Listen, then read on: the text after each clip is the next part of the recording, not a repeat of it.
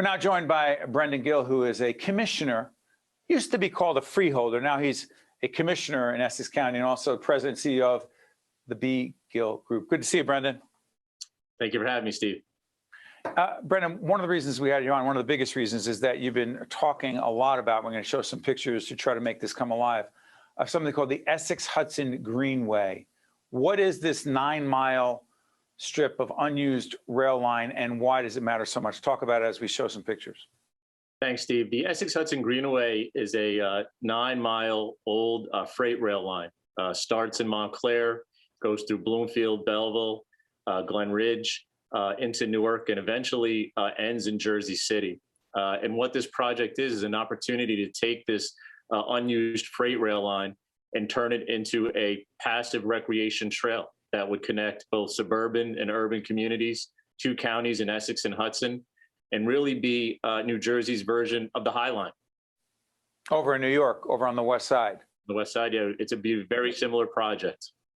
But break down, Brendan, if you could, some of the most specific, tangible benefits of this greenway. So first, just the promotion of open space, Steve. The ability to have a pathway, a 9-mile pathway in a largely urban area that could be used for walking, hiking, running, all types of activities. Think of a high school needing a place for a cross-country meet.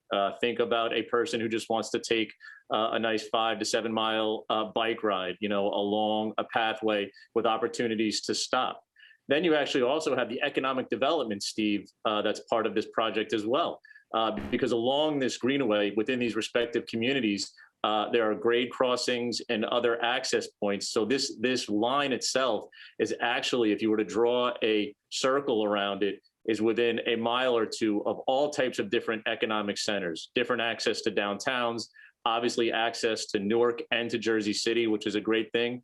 And eventually, when it's completed, access into Manhattan. The vision as well as if somebody wanted to either bike ride, on down to Jersey City, hop on the path into Lower Manhattan, that would be a viable option for them if they wanted to commute in that way. So there's just all types of tangible benefits to this project that we're really, really excited about.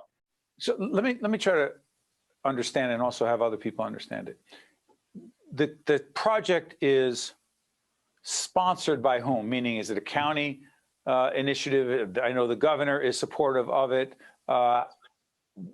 Who's in charge? So great question. So Norfolk Southern actually owns the line right now, and they have entered into an agreement with the Open Space Institute, which is a nonprofit which oversees projects like this all over the country, for the Open Space Institute to purchase the land.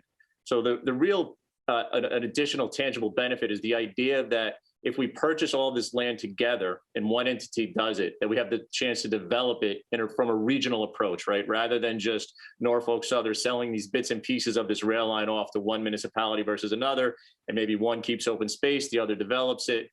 So who owns it right now is Norfolk Southern, but they're in the process of transferring those rights to the Open Space Institute. In order to make that transaction happen, to make it even more or less complicated for you, in order to make that transaction happen, the state of New Jersey did something, and Governor Murphy's administration did something huge. They put a $65 million, essentially, down payment from the state of New Jersey to make this land transaction happen. So eventually, I think the vision is that it will be a part of our state park system. It'll be our first state park since Liberty State Park. Once all the land, it's a complicated land transaction. Once all of that's finished, but the main thing right now is that Norfolk Southern is in the process of selling it, and between the Open Space Institute, the state of New Jersey, we have a willing buyer. Okay, real quick before I get off this one, because there's another topic I want to raise. You said state government. Does that mean the Department of Environmental Protection will manage it? Great. So that's right now, I think that's the thought. Brendan, you keep saying great questions. I only have questions. I have no answers. Why you're in government. Yeah, exactly. Well, then we're all in trouble. But the real answer there, Steve, is that some of those questions aren't answered yet. So okay. I think right now, the news here that has been made most recently on the project is that that the state's investment this project is no longer a matter of if, it's a matter of when, and whether it's housed at the state DEP or with a nonprofit, all yet to be seen. A lot of collaboration on that, but all good news for us as a state for sure. Let me do this. We had Essex County Executive Joe DiVincenzo look at steveadubato.org. You'll see a previous interview. The county was recognized across the state and really across the nation for its COVID response. We're 2 years plus into this pandemic as we're taping. Real quick, a minute or less, what were the keys, what have been the keys to that successful, well-run by any reasonable standard initiative in Essex County to get people tested, vaccinated, et cetera? So two components to that, Steve. One, the leadership of our county executive, first and foremost, cannot be understated. He was prepared ahead of the curve on having us prepare for vaccination sites. So before a vaccine was even available, Steve, we were having meetings at the local level, the governmental level to say, when this vaccine comes, how are we going to get it out? What kind of technology are we going to use? What do those logistics look like? And when the vaccine came, we were ready to go. Both, if you talk to anybody up and down the state and really across the country, Essex County distinguished itself both in the area of testing and vaccination delivery because of a lot of early planning and great work from our health department and all of our professionals. And to be clear, Essex County has a county executive and a board of commissioners, formerly known as freeholders. Brendan, before I let you go real quick, our series, Democracy at a Crossroads, the graphic will be up on the screen. How confident are you about our ability, Democrats, Republicans, people who don't know what party or don't care to affiliate themselves, how confident are you that we, government leaders, those in the media, can actually have our democracy move in a healthier, better direction? Loaded question, I know. I'm very confident, Steve. I mean, I have to be confident. You know, I have a 7th grader and a 4th grader, and we have no choice but to be confident for that next generation.